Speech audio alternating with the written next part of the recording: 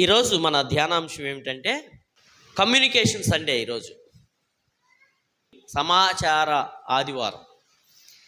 ఈ సమాచార ఆదివారంలో భాగంగా భావ ప్రకటన ద్వారా ప్రేమను వ్యక్తపరచుట. భావ ప్రకటన అంటే ప్రకటించుట, మన భావాన్ని ప్రకటించుటకు ప్రేమతో ఆ పని జరిగించుట. డూ విత్ లవ్, ప్రేమతో చేయుట.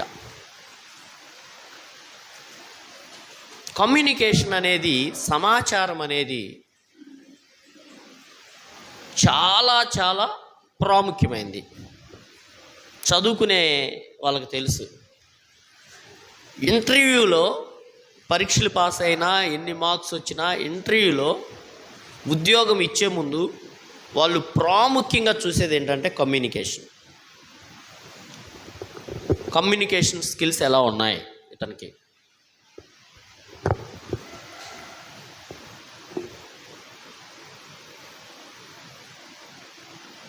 Hour God is communicator God.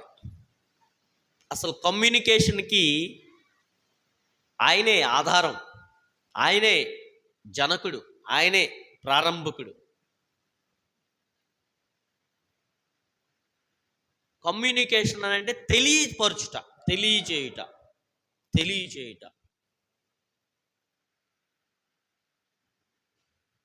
మొట్టమొదట తండ్రి అయిన దేవుడు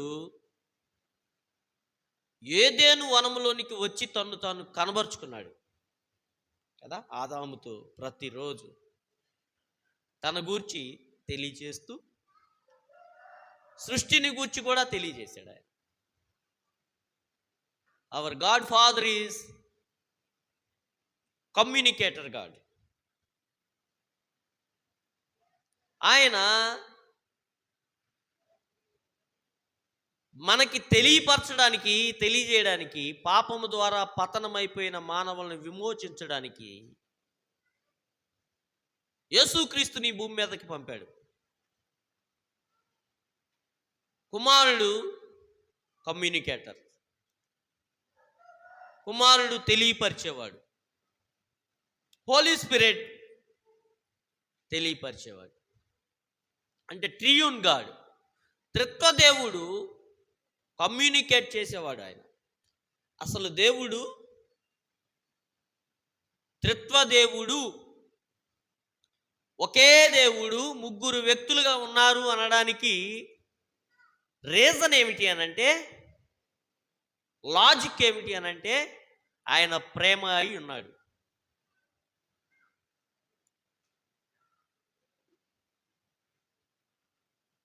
ఒక్కడే ఎలా ప్రేమించుకోగలడు ఆయన? ప్రేమించాలంటే ఒకరికంటే ఎక్కువ ఉన్నారు. అంటే తండ్రి అయిన దేవుడు కుమారుని ప్రేమిస్తాడు, కుమారుడైన దేవుడు తండ్రిని ప్రేమిస్తాడు, తండ్రి అయిన దేవుడు పరిశుద్ధాత్ముని ప్రేమిస్తాడు, పరిశుద్ధాత్మ దేవుడు తండ్రిని ప్రేమిస్తాడు, కుమారుడైన దేవుడు పరిశుద్ధాత్ముని ప్రేమిస్తాడు, పరిశుద్ధాత్మ దేవుడు కుమారుని ప్రేమిస్తాడు. ఇలా ముగ్గురు వ్యక్తుల మధ్య ప్రేమ, విడదీయరాని ప్రేమ. ఆ ప్రేమను వ్యక్తపరచుకోవడం, సృష్టిలో ఏమీ లేనప్పుడే ఆయన ప్రేమమయుడై ఉన్నాడు. అలాగే ఆయన కమ్యూనికేటర్ గాడు, ఆయన సమాచారాన్ని చెప్పుకునేవాడు. ఆదికాండం 1వ అధ్యాయంలో సృష్టిని చేయడానికి మనము మన పోలికలో, మన స్వరూపమందు మనుషులను నరులను చేయుదము రండి అని ఒకరినొకరు పురికొల్పుకున్నారు. కమ్యూనికేషన్, సమాచారం అనేది పర్ఫెక్ట్ సమాచారం వెళ్ళాలి. పర్ఫెక్ట్ సమాచారం పర్ఫెక్ట్ టైంలో వెళ్ళాలి. లేదంటే ఏమవుద్దో తెలుసా? సమాచారం పర్ఫెక్ట్గా లేదనుకో, ఉదాహరణకి మనకేమి చదువు రాదు, హాస్పిటల్కి వెళ్ళాం, హాస్పిటల్కి వెళ్ళి డాక్టర్ గారికి చూపించాం. డాక్టర్ గారు మనకి చెప్పారు, ఇవేమి హాస్పిటల్లో, ఇవేమి డాక్టర్లో, నర్సు గారు నవ్వుతుంది పాపం. వాళ్ళకి డబ్బులు ఇచ్చి వాళ్ళ దగ్గరికి వెళ్ళి అపాయింట్మెంట్ తీసుకొని వాళ్ళతో వైద్యం చేయించుకొని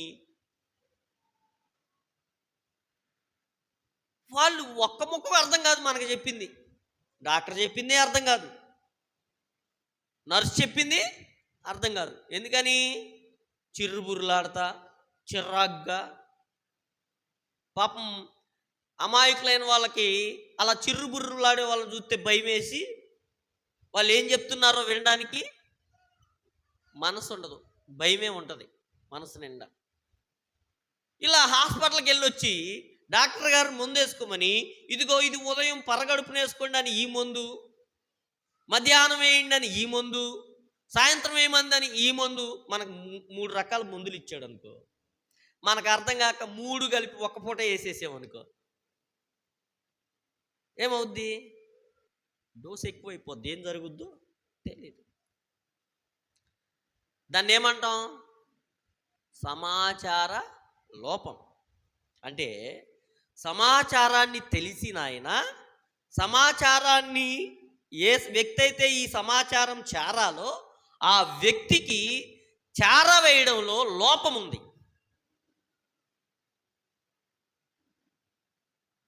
ఈ సమాచారం కరెక్ట్ సమాచారం కరెక్ట్ టైంకి కరెక్ట్గా వెళ్ళిందనుకో, ఈ రోగి ఏమవుతాడో తెలుసా? బాగుపడతాడు.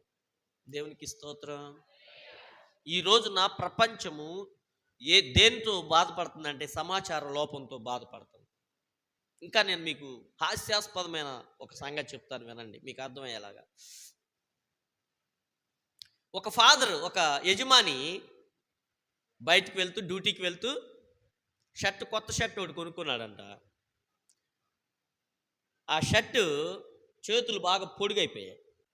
ఈయన వాళ్ళ ఇంట్లో వాళ్ళతో ఎవరితో మాట్లాడు? భార్యతో మాట్లాడు, పిల్లలతో మాట్లాడరు, ఒకరితో ఒకరు మాట్లాడలేవు, కలిసి ఉంటారు అంతే, జీవోత్సవాల్లాగా. ఇట్లాంటి ఇల్లులు ఎన్నో, ఇలాంటి బంధుత్వాలు ఎన్నో. ఎందుకు బండకేసి కొట్టుకోను? ఈ సమాచార లోపం ఎంత ప్రమాదకరమైందనంటే, ఈ యజమాని బయటికి వెళ్తూ వెళ్తూ ఈ కొత్త షర్టుని సరిచేయమన్నాడు. డ్యూటీకి వెళ్తున్నాడు, భార్య ఆయనతో మాట్లాడదు కానీ టైంకి క్యారేజ్ కట్టి టేబుల్ మీద పెట్టింది. ఈ క్యారేజ్ తీసుకొని వెళ్తూ వెళ్తూ, నా కొత్త షర్టు పొడవైంది, ఒక జానడ కట్ చేసి కుట్టండి అని అన్నాడు. ఈయన చెప్పినప్పుడు హాల్లో ఉండి చెప్పాడు. ఆయనకి 2 కుమార్తెలు, భార్య, 3 విన్నారు. అమ్మ కూతురుతో మాట్లాడుతూ, చెల్లి అక్కతో మాట్లాడుతూ, వీళ్ళు 3 తండ్రితో మాట్లాడు. డబ్బులు ఆయన తెచ్చి అక్కడ పడేస్తాడు, సరుకులు తెచ్చి పడేస్తాడు, వండుకుంటారు, తింటారు, ఎవరి జీవితం వాళ్ళది. ఇది కథ. ఇప్పుడు తండ్రి చెప్పాడు కదా, కూతుర్లకి వినపడింది. భర్త చెప్పాడు కదా, భార్యకు వినపడింది. పాపం వాళ్ళకు ఒక కార్నర్, మా నాన్నకి పాపం మేము కష్టపడి పని చెప్తే మమ్మల్ని పోషిస్తున్నాడు కానీ ఏనాడు ఇంత సాయం కూడా చేయట్లేదు ఆయనకి, ఏదో చిన్న పని చేసి చెప్పాడు చేద్దామని కూతురు, చిన్న కూతురు వచ్చింది, జాండ్ కొలిసింది, కట్ చేసి అక్కడ పెట్టింది. పెద్ద కూతురు వచ్చింది, ఈమె కట్ చేసి కుట్టిందన్న సంగతి ఈమెకి తెలియదు. ఏం కూడా వచ్చింది, జాండ్ కొలిసింది, కట్ చేసి కుట్టి. చివరిగా భార్య వచ్చింది. మమ్మల్ని అందరినీ కష్టపడి పోషిస్తున్నాడు కానీ ఆయన అసలు సరిగా పట్టించుకోలేదని జాలి వచ్చేసింది, ఒకేసారి దయ వచ్చేసింది, ప్రేమ పుట్టుకొచ్చేసింది. ఆమె కూడా వచ్చి జాన్ని కట్ చేసి కుట్టి పెట్టేసింది. స్టోరీ అర్థమైందా? ఏంటి ఇక్కడ? కమ్యూనికేషన్ లోపం, సమాచార లోపం. దేవుడు సమాచారం ఇవ్వడంలో, దేవుడు తెలియపరచడంలో ఆయన ఫెయిల్ అయ్యేవాడు కాదు. ఆయన సమాచారం ఖచ్చితంగా ఉంది. ఆయన తెలియజేయాల్సిన సంగతి తెలియజేయాల్సిన విధంలో ఖచ్చితంగా తెలియజేశాడు. దానిలో సందేహం లేదు, లోపం లేదు. మొదటి పాఠం చదివాం మనం ఆదికాండంలో. బిలాము, బాలాకు. వెరీ ఫెమిలియర్ స్టోరీ, మీ అందరికీ బాగా తెలిసిన స్టోరీ.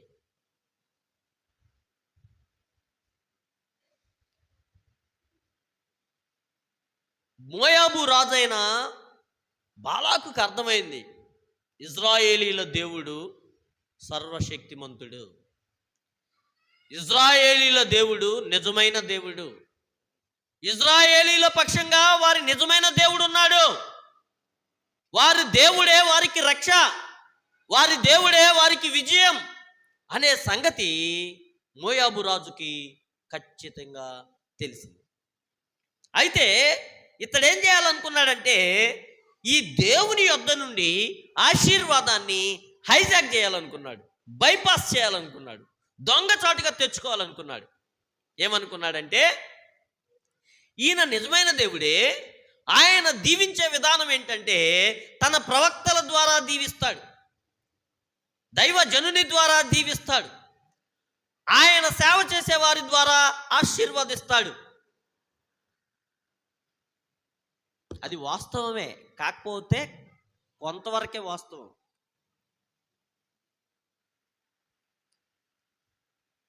ఆశీర్వదించమని చెప్పిన వారిని ఆశీర్వదిస్తే ఆశీర్వదిస్తాడు, ఏ ఆశీర్వాదాన్ని ప్రకటించమన్నాడో ఆ ఆశీర్వాదాన్ని ప్రకటిస్తే ఆశీర్వదిస్తాడు. ఆయనది సమాచారం, ఓనర్ ఆయన చెప్తాడు అదే చేయాలి, ఇంకా అంతే. దానికి అటు ఇటు మనం జరగడానికి, అటు ఇటు మార్చడానికి, సమాచారాన్ని మార్చడానికి, దాని ఉన్న విషయాన్ని మార్చడానికి అధికారం లేదు.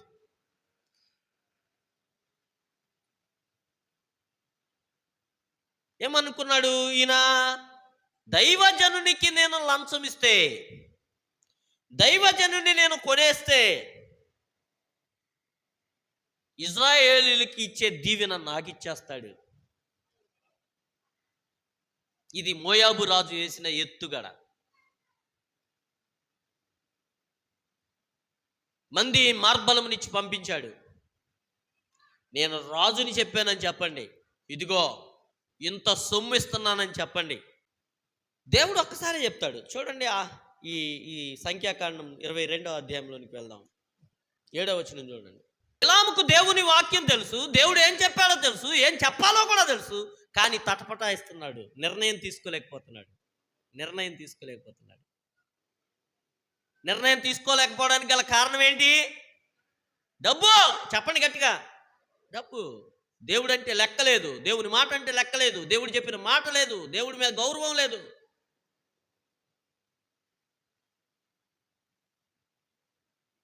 ఏలియా అంటాడు, ఎన్నాళ్ళు మీరు రెండు తలంపుల మధ్య. ధనం మంచిదే, ధనం మనకు సహాయం చేస్తుంది, ధనం ఉండడం తప్పు కాదు, కానీ ధనం పట్ల నువ్వు వ్యవహరించే వ్యవహారం ఉందే అదే చెడ్డది. దేవుడు ఎప్పుడు నీకు మంచి అవసరమైనవన్నీ ఇచ్చి ఆనందిస్తాడు, ఆయన మన తండ్రి. కానీ నువ్వు ఆయన ఇచ్చే వాటి మీద, లేదా నువ్వు భౌతికపరమైన వస్తువుల మీద నువ్వు దృష్టి నిలిపి దేవుణ్ణి నిర్లక్ష్యం చేస్తే అది నీకెప్పుడు శాపమే. ఈ బిలాము ఎంత నాటకాలు ఆడుతున్నాడు చూడండి. 8వ వచనం చూడండి. అతడు వారితో ఈ రాత్రి ఇక్కడనే ఉండుడి. ఎంత వేషమేస్తున్నాడు చూడండి. ఎంత నేను భక్తి పరున్నాయా, నేను దేవుడు చెప్తే కానీ ఏది చేయను, నాకు దేవుడు చెప్పాలా, ఆగు ఈ రాత్రి ఇక్కడే ఉండండి. యెహోవా నాకు సెలవిచ్చిన మాటలను నేను తిరిగి వచ్చి మీతో చెప్పేసాను. అరే బాబు, ఎన్నిసార్లు చెప్తాడు దేవుడు నీకు?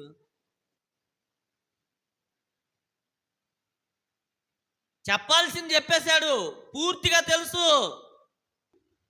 దేవుడు ఏం చేయమంటున్నాడో, ఏం చేస్తే ఇష్టపడతాడో బిలాముకు తెలుసు.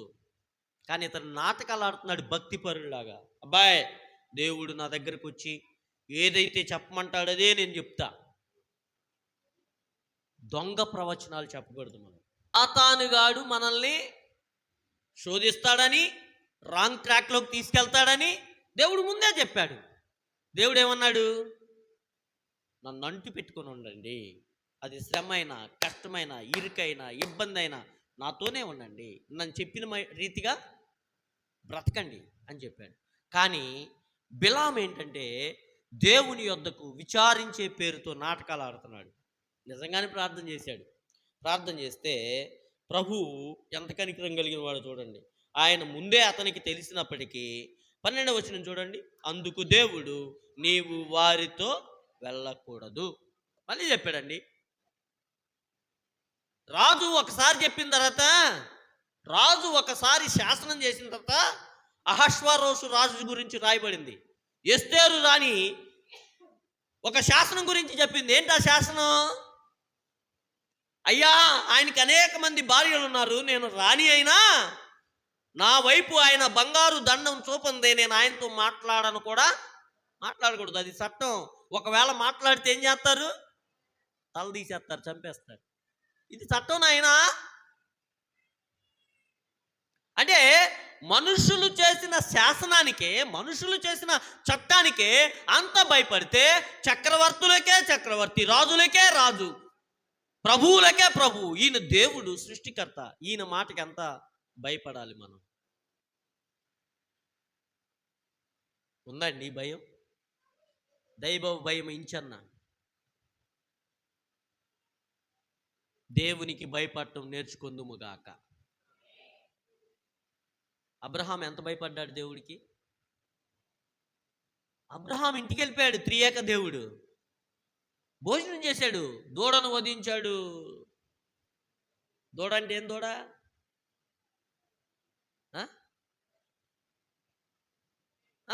బీఫు దైవ ఫుడ్, అబ్రహాం ఫుడ్. బీఫ్ అంటే పడి చచ్చిపోవాలి మనం కూడా. బీఫ్ ఉంది మా గదిలే అని సిగ్గుపడితే ఎవడు చెప్పక్కర్లా. ఇది దేవుని ఫుడ్. చుట్టుపక్కల ఉన్న వాళ్ళు అదేంతో కాని పదార్థం తిన్నట్టుగా మనం తింటున్నట్టుగా మనకు నేర్పిస్తారు, కానీ అది దేవుడు తిన్న ఫుడ్. చప్పట్లు కొట్టి దేవుని మహిమపరచండి. అలాగని అదే తినే పని మీద పడమాకండి. నెలకొకసారి ఓకే, 40 దాటితే. షుగర్ ఉన్న వాళ్ళు అయితే అసలు తినకపోవడమే మంచిది. అబ్రహాం ఇంటికి వచ్చాడు, పరుగు పరుగున భోజనం చేయించాడు. భోజనం తిన్నారు, బాయ్ బాయ్ అని చెప్తున్నారు అబ్రహాంకి. కానీ అబ్రహాంకి దేవునితో ఒక మాట మాట్లాడాలని ఉంది. ఎంత భయపడ్డాడు తెలుసా? అయ్యా ధూళి వంటి వాడను. ఏమన్నాడండి? ధూళి వంటి వాడని అంటే అర్థం ఏంటి? ధూళి అంటే ఏంటి? దుమ్ము, మట్టి అంటారేమో మీరు. మట్టి పనికి వస్తుంది. మట్టిలో విత్తనం వేస్తే ఏం చేస్తుంది? మొలకొస్తుంది. ధూళి పని చేయదు. కాటాలో దుమ్ము ధూళి ఉందనుకో, జాన్ గారి కుట్లో ఇచ్చట తుడిచి ఏమంటాడు అని అంటాడు. ఏమవుద్ది అది? ధూళి వంటి వాడిని అంటే దాని అర్థం అది. ఎందుకు పనికిరాని వాడిని, నథింగ్, ఎందుకు పనికిరాని వాడిని, అయినను నేను మాటలాడ తెగించుచున్నాను. దేవునికి అలా భయపడాలి. ఆయన మాటను అంత గౌరవంగా చూడాలి మనం. బిలాము కావాలనే డబ్బులకు కక్కుర్తిపడి ధనాన్ని ఆశించి రాత్రంతా ప్రార్థన చేశాడంట. ఏం ప్రార్థన అందాం దీన్ని? వేషధారి ప్రార్థన అని అందాం. చెప్పండి. దేవుడు వద్దని చెప్పిన దానికోసం ప్రార్థన చేస్తే ఇక అంతే. దేవుని భయం మనకు లేదు. నీకు వద్దబ్బా ఇది కాని పని అని చెప్పినప్పుడు దాని కొరకు అడగకూడదు ఇక మనం.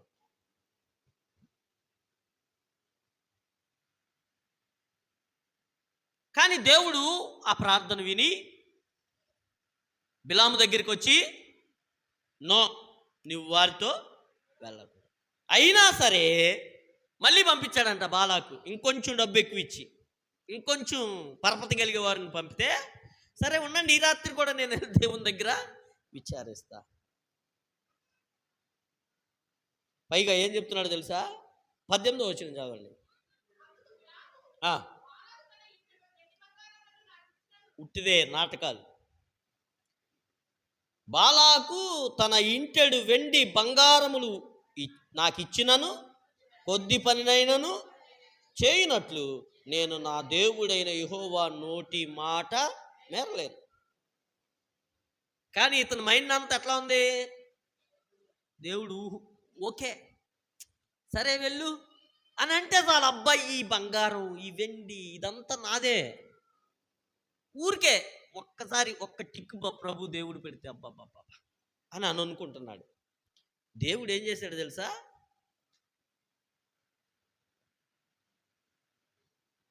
ఏమన్నాడు తెలుసా?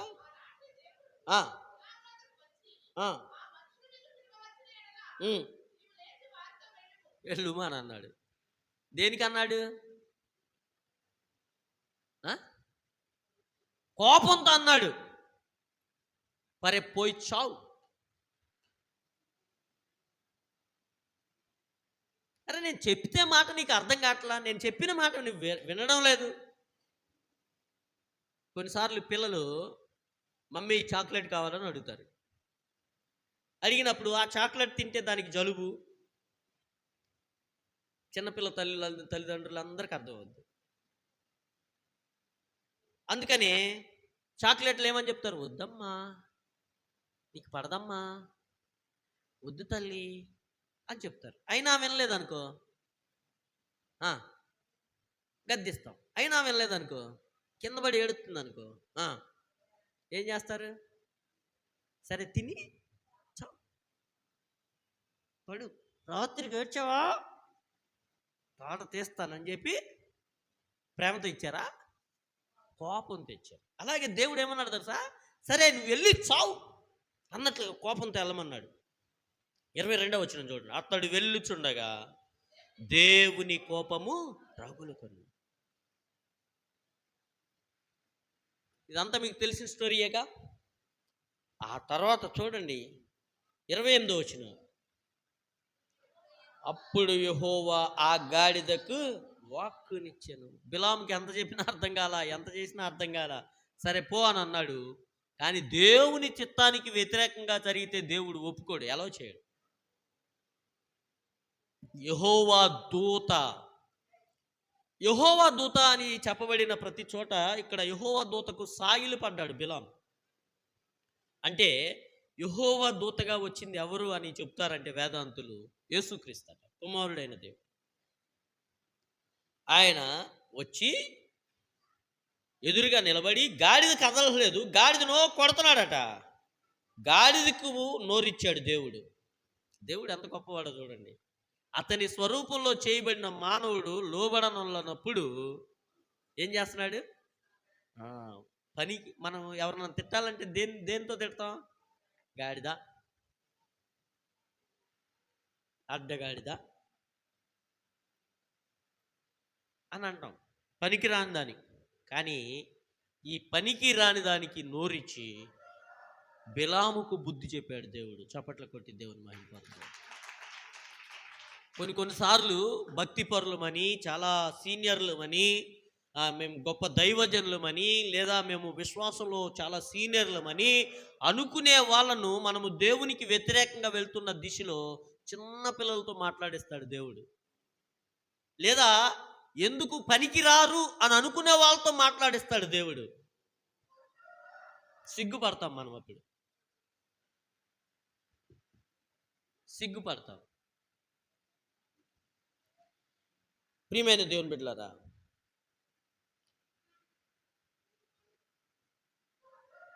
ఇదిగో 32వ వచనం, ఇదిగో నా ఎదుట నీ నడత విపరీతమైనది, నేను నీకు విరోధినై బయలుదేరి. దేవుని చిత్తాన్ని, దేవుడిచ్చిన సమాచారాన్ని, దేవుడు చెప్పిన మాటను నిర్లక్ష్యం చేసే ప్రతి ఒక్కరికి ఇదే వర్తమానం, నేను నీకు విరోధిని. దేవుని భక్తి పేరట, ప్రార్థన పేరట దేవుణ్ణి సేవిస్తున్నామని అనుకొని మనల్ని మనం మోసం చేసుకొని దేవుడు మనకి విరోధంగా మారితే ఎంత ప్రమాదం. మనం అందరం ఇక్కడ ఎందుకు వచ్చాం?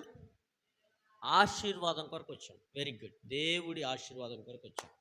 దేవుని ఆశీర్వాదం అని అంటే మళ్ళీ అది వేరే మీనింగ్. దేవుని ఆశీర్వాదం అని అంటే మనం ఇంకా అర్థం చేసుకోవాలంటే చూడండి, యాకోబు పత్రిక 2వ పాఠంగా చదివంగా, యాకోబు పత్రిక 1వ అధ్యాయము 17వ వచనం నుంచి, శ్రేష్టమైన ప్రతి ఈవియు సంపూర్ణమైన ప్రతి వరమును పరసంబంధమైనదై జ్యోతిర్మయుడగు తండ్రి యొద్ద నుండి వచ్చును. ఆయన యందు ఏ చంచలత్వమైనను, చంచలత్వం అంటే ఇప్పుడు ఒక మాట చెప్పి మళ్ళీ తర్వాత కాసేపాకి తూచి అనే దేవుడు కాదు.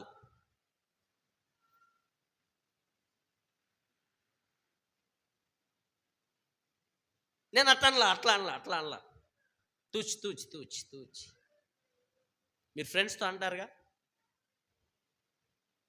మీ జీవన శైలిలో అంటారుగా, అలాంటి వాడు కాదు ఆయన. ఆయనలో ఏ చంచలత్వమైనను గమనము వలన కలుగు ఏ ఛాయ అయినను లేదు. ఆయన తాను సృష్టించిన వాటిలో మనము ప్రథమ ఫలముగా ఉండునట్లు. దేవునికి స్తోత్ర. ఆయన సృష్టించిన వాటిలో మనము ప్రథమ ఫలముగా ఉండునట్లు, దేవునికి మొదట మహిమ తెచ్చే వరంగా ప్రథమ ఫలముగా ఉండునట్లు సత్యవాక్యం వలన మనలను తన సంకల్ప ప్రకారము కనెను. దేవునికి స్తోత్ర. సత్యవాక్యం వలన కన్నాడంట ఆయన ఆశీర్వాదింపబడిన వారము, ఆయన చేత ఆశీర్వాదింపబడిన వారము అనే దానికి నమూనా ఏమిటి అని అంటే, ఆయన వాక్య ప్రకారము మనం సంచరించాలి, ఆయన వాక్య ప్రకారం మనం ఆలోచించాలి, ఆయన వాక్య ప్రకారం మనం జీవించాలి, ఆయన వాక్యాన్ని మనం వంట పట్టించుకోవాలి, ఆయన వాక్యంలో మనల్ని నానబెట్టుకోవాలి.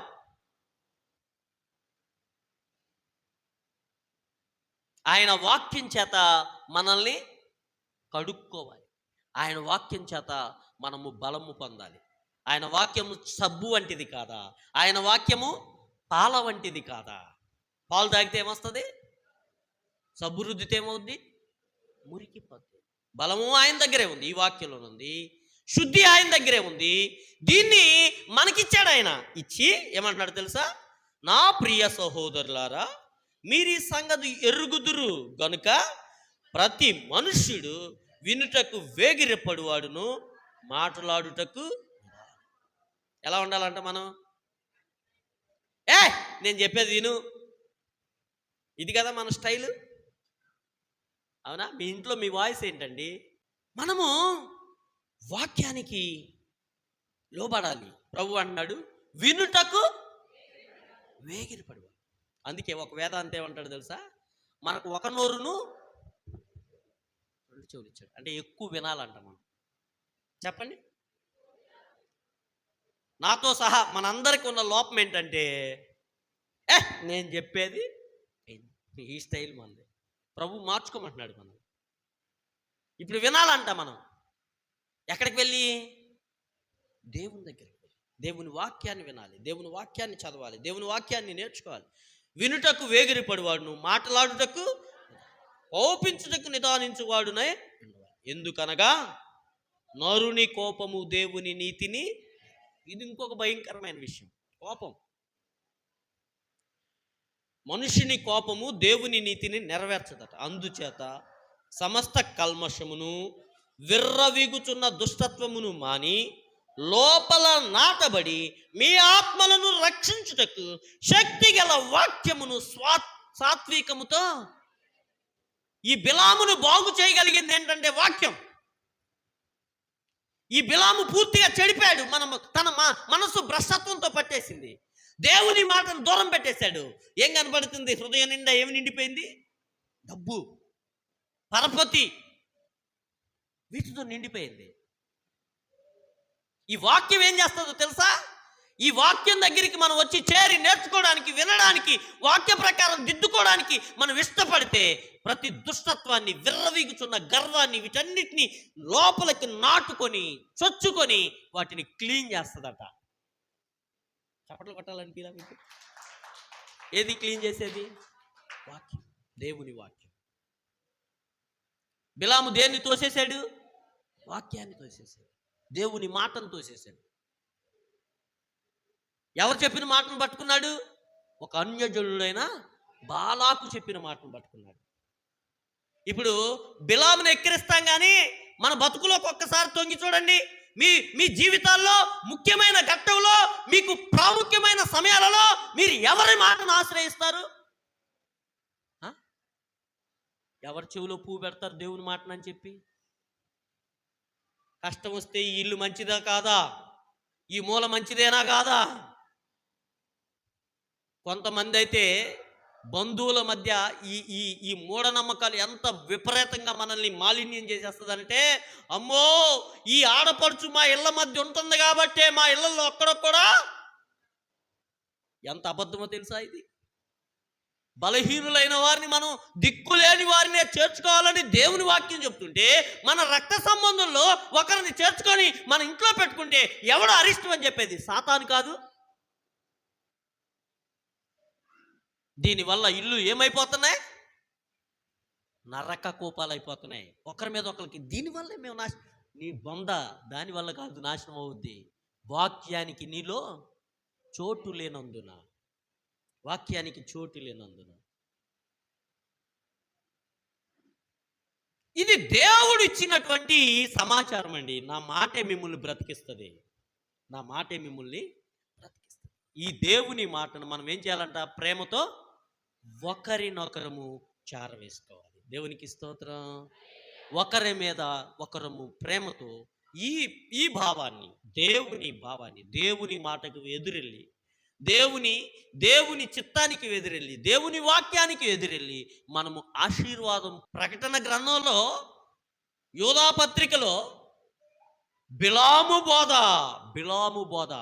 బోధ ఏంటి? దేవుని బోధన పక్కన పెట్టేశాడు, బాలాకు బోధన తెచ్చుకున్నాడు ఈయన. ప్రియమైన దేవుని బిడ్డలారా, ఈ ఉదయకాల సమయంలో మనల్ని దేవుడు ప్రేమిస్తున్నాడు.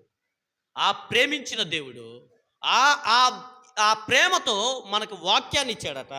ఈ వాక్యం ఏం చేస్తుంది?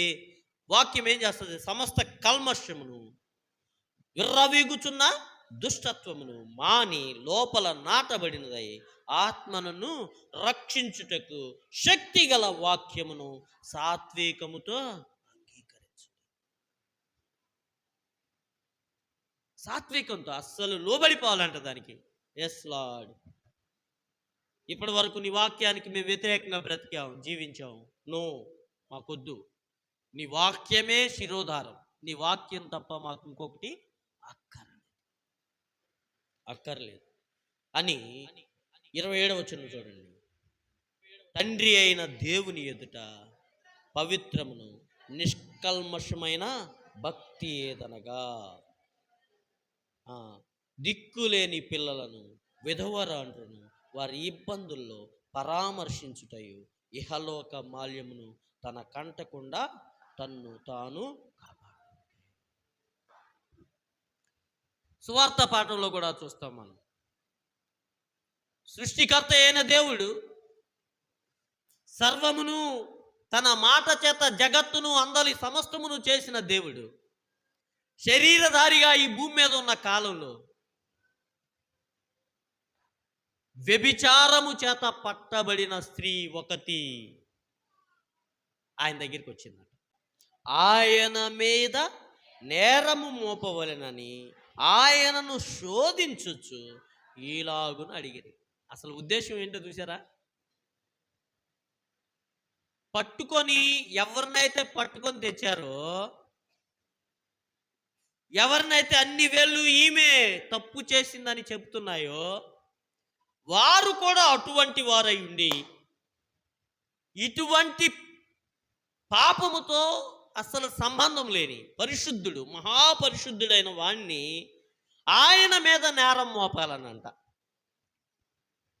ఈలాగూ అడిగిరి. అయితే యేసు వంగి నేల మీద వ్రేలుతో ఏమో వ్రాయిచుండెను. వారాయన్ని పట్టు వదలక అడుగుచుండగా ఆయన తల ఎత్తి చూచి, ఎంత కనికరంతో చెప్పుంటాడు ఈ మాట.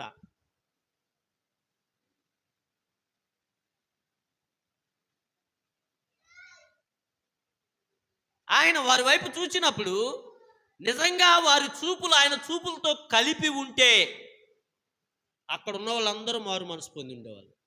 హల్లెలూయా. ఎందుకో తెలుసా? ఆయన చూపులు అంత శక్తి ఉంది, అంత పరిశుద్ధత ఉంది. యూదా పాపం చేశాడు ఆయన అప్పగించి. పేతురు కూడా పాపం చేశాడు, ఆయన ఎవరో తెలియదని. యూదా ఎవరి దగ్గర అయితే లంచం పుచ్చుకున్నాడో వారి దగ్గరికి వెళ్ళి తన పాపాన్ని ఒప్పుకుంటున్నాడు. పేతురు తన పాపం తనకు అర్థమైపోయింది. యేసు ప్రభువుని అప్పటికి కొట్టి హింసిస్తూ అలా ఆ యొక్క నడుచుకుంటూ తీసుకుని వెళ్తున్నారు ప్రధాన యాజకుని యొక్క ఇంటి ముంగిట్లో గుండా, వాకిట్లో గుండా. దూరం నుంచి పేతురు యేసు ప్రభు ముఖాన్ని చూచాడు. యేసు ప్రభు కూడా పేతురుని చూచాడు. ఇద్దరు చూపులు కలుసుకున్నాయి. పేతురు హృదయం ఒక్కసారిగా పరివర్తన చెందింది. దేవునికి స్తోత్రం. పశ్చాత్తాపము కలుగునే దయగల చూపులతో క్షమించబడుదురు ఎవరైనా రక్త ప్రోక్షణతో. మళ్ళీ పశ్చాత్తాపము కలుగునే నీ దయగల చూపులతో క్షమించబడుదురు ఎవరైనా రక్త ప్రోక్షణతో. దేవునికి స్తోత్రం. వాళ్ళ వైపు చూశారు యేసయ్య. వాళ్ళ వైపు చూస్తే వాళ్ళు ఈయన వైపు చూడలా. ఇంకా వారి దృష్టి ఎలా ఉందంటే, వారి ధ్యాస దేని మీద ఉందంటే ఎలాగైనా ఈయన నిరికించాలి. వాళ్ళ బ్రతుకులు దిద్దుకోవడానికి అవకాశం వచ్చినా వాళ్ళలో ఒక్కడు కూడా ఆయన వైపు చూడలేదు. ఆయన వైపు చూస్తే డెఫినెట్గా వారు పశ్చాత్తాపం కలిగేది, వారి లోపం వారికి తెలిసేది. ఇష్టపడలేదు. పైగా వాళ్ళు ఏం చేశారు తెలుసా? ఎవరికి వారు వెళ్ళిపోయారు. రక్షకుడిని విడిచిపెట్టి వెళ్ళిపోయారు. ఇక్కడ వెళ్ళిపోవడం అంటే మామూలు వెళ్ళిపోవడం కాదు. ఎవరిని విడిచిపెట్టి? ఎవరైతే ఊరంతా కలిసి ఈమె భయంకరమైన వ్యక్తి అని చెప్పారో ఆ వ్యక్తి అక్కడ నిలిచిపోయింది. ఆ తర్వాత స్టోరీ చూడండి, అబ్బా ఎంత అద్భుతంగా ఉంటుందో.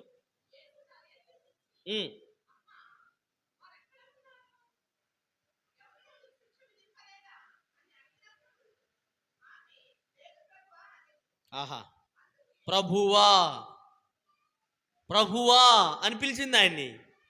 అంటే నేను నీకు లోబడిపోతున్నాను ప్రభువా, వారు నన్ను ఎవరు శిక్షించలేదు, నీ దయ వలన, నీ కాపుదల వలన, నీవు నాకు అండగా ఉండుటను బట్టి వారెవ్వరు నా మీద ఒక్క రాయి కూడా.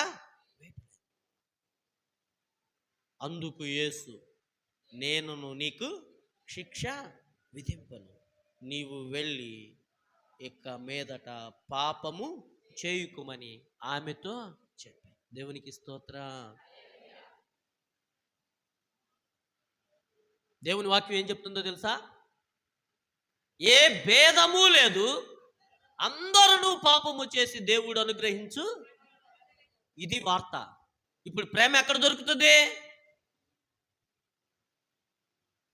ఎక్కడ దొరుకుతుంది ప్రేమ? ఎక్కడ దొరుకుతుంది? దేవుని యొద్దే, పరిశుద్ధుని యొద్దే. పరిశుద్ధుని ద్వారానే మనం పాపము నుండి విడుదల పొందగలం. దేవుడు లోకమును ఎంతో ప్రేమించను కాగా ఆయన తన అద్వితీయ కుమారునిగా పుట్టిన వాని యందు విశ్వాసముంచు ప్రతి వాడును నశింపక నిత్య జీవము పొందినట్లు దేవుడు ఆయనను, యేసుక్రీస్తుని ప్రేమతో మనకిచ్చాడు. ఆయన మనల్ని ప్రేమిస్తున్నాడు. ఎటువంటి వారిని? ఇందాక అందరూ కలిసి మధ్యన నిలవబెట్టి నువ్వు అమ్మో నువ్వు భయంకరమైన దానివి అని ఊరంతా అంటే ఆమె ఎంత నలిగిపోయి ఉంటుంది. ఆమె కంటే ఘోరమైన బ్రతుకులు మనకు. మనకు క్షమాపణ ఎక్కడ దొరుకుద్దంటే, వారు ఆయన తట్టు చూడగా వారి ముఖములు ఎన్నడూ లజ్జింపకపో. ఎంత భయంకరమైన పరిస్థితినైనా వ్యక్తినైనా ఆయన ప్రేమించి విడిపించి, అక్కడ చూసారా, ఇక పాపము చేయుకుమని, పాపములో పడకుండా పాపము చేయకుండా ఆయనే మనకు శక్తినిస్తాడు. ఆ సాక్ష్యం మనం పొందేలాగా ఆయన మనకు సహాయం చేస్తాడు. ఈ ప్రేమలో మనం మునిగిపోవాలా, ఈ ప్రేమ యొద్దకు రావాలా. ఇది దేవుని యొద్ద నుండి వచ్చింది, దేవుని యొద్ద దొరికేది, దేవుడే మనకి ఇవ్వడానికి వచ్చాడు. ఇది పక్షపాతం లేదు ఆయనకి. ఎవరైతే చూసారా, అక్కడున్న ఆ ఊర్లో ఉన్న పిన్నలు అందరికీ అవకాశం వచ్చింది ఈ ప్రేమను పొందుకునే అవకాశం. కానీ వారు పట్టుకోలేదు ఆ ప్రేమను, జార విడుచుకున్నారు. ఆ స్త్రీ ఒక్కటి పొందుకుంది, విడుదల పొందింది. నా ప్రియమైన దేవుని బిడ్డలారా, నువ్వు కూడా ఈ సమాచారం ఎక్కడ దొరుకుద్దంటే, ఈ సమాచారం ఎవరిచ్చింది అని అంటే, ఈ సమాచారం మనకు చెప్తుంది ఎవరనంటే దేవుడు. దేవుడు చెప్తున్నాడు, నేను నిన్ను ప్రేమిస్తున్నాను. ఎటువంటి వారిని? ఘోరమైన వ్యక్తులమైన, అంటే ఆమె నేచర్ వేరు, ఆమె వ్యభిచారమేమో, మనం ఇంకొక దానిలో నిష్ణాతులమై ఉండొచ్చు. ఏదైనా ఒకటే దేవుని దృష్టిలో. అబద్ధం చెప్పినా ఒకటే, వ్యభిచారం చేసినా ఒకటే, రెండు ఒకటే. అందుకే ఏ భేదము లేదు. అందరూ పాపం చేసి దేవుడు అనుగ్రహించు మహిమను, ఈ మహిమ క్రీస్తులో ఉంది. ఆ మహిమను మనం ఆయన ద్వారా పొందుకోవడమే, ఆ ప్రేమను మనకి దేవుడు వ్యక్తపరిచాడు. ఇది సమాచారం. ఈ సమాచారం మనం నమ్మామనుకో, మనకేం కలుగుద్ది? విడుదల వస్తుంది.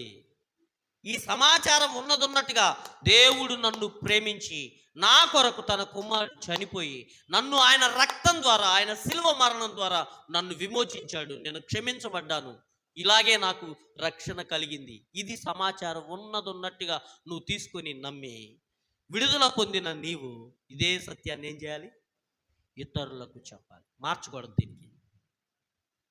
కానీ మన స్టైల్ ఏంటంటే, నీలాంటి వాడిని ఒప్పుకుంటాడు దేవుడు, no no no no no no అని చెప్తున్నాం మనం. ఇది అబద్ధం, పచ్చి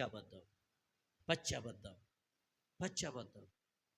నిజమేంటంటే, పాపులమైన మనల్ని, భయంకరమైన వ్యక్తులమైన మనల్ని దేవుడు ప్రేమించి, ఎంత ప్రేమించాడంటే, ఆయన మన కోసం చనిపోయేంత, ప్రాణం పెట్టినంత ఎంత ఇష్టమో చూడండి. ఆయనకి ఎంత ఇష్టమో చూడండి.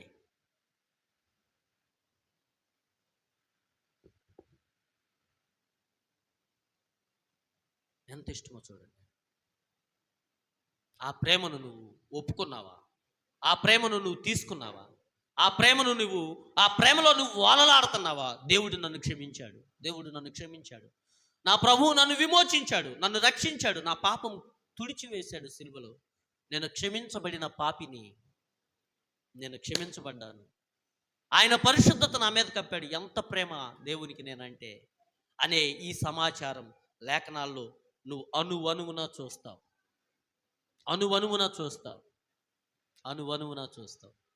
అబ్రహాము మన వంటి వాడే. అబ్రహాం పాపం చేయలేదా?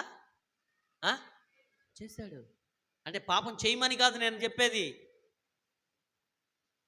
నీతిమంతుల కోసం కాదు దేవుడు తన ప్రేమను చూపడానికి ఇష్టపడుతుంది. పైగా ఆయన చెప్పాడు, నీతిమంతుల కోసం నేను రాలేదు. ఎవడైతే నీతిమంతుడను అనుకుంటాడో వాడి కొరకు ప్రభు రాలేదు. లూకా సువార్త 18వ అధ్యాయంలో అదే కదా చెప్పింది. పరిసయ్యుడు ఏమంటున్నాడు?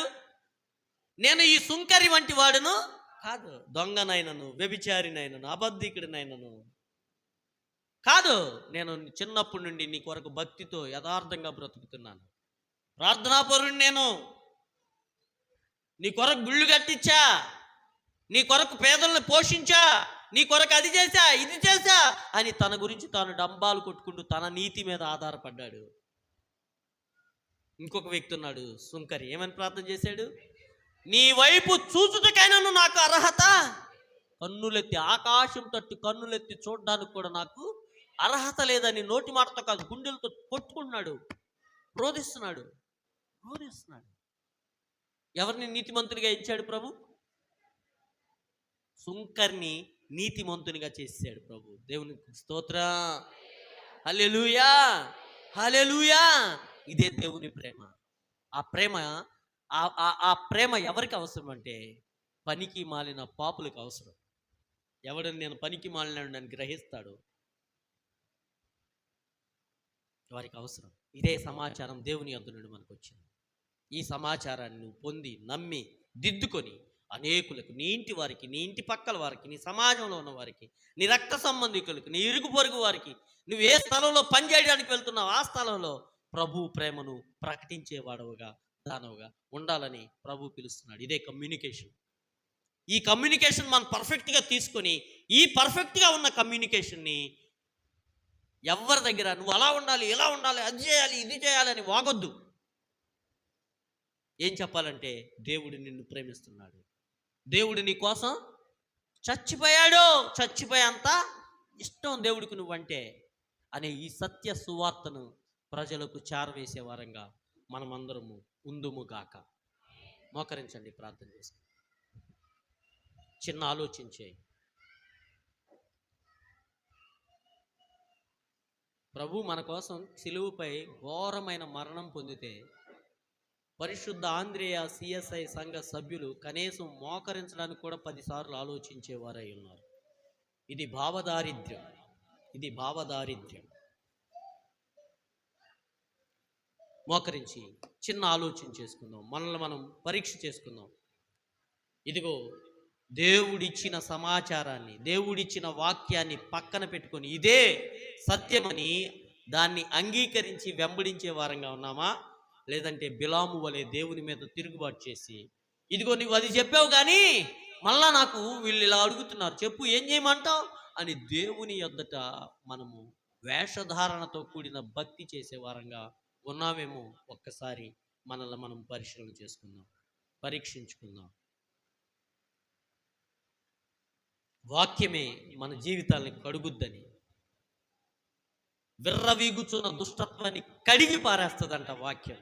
ఆ వాక్యాన్ని మన హృదయాల్లో నీరు కట్టి నిల్వ ఉంచుకొని, ఆ వాక్యంలో నాని, ఆ వాక్యంతో కడుక్కొని, ఆ వాక్యంతో బలము పొంది మనం తెలుసుకోవాల్సిన సత్యం ఏంటంటే దేవుడు మనల్ని ప్రేమిస్తున్నాడు, దేవుడు మనల్ని క్షమిస్తున్నాడు.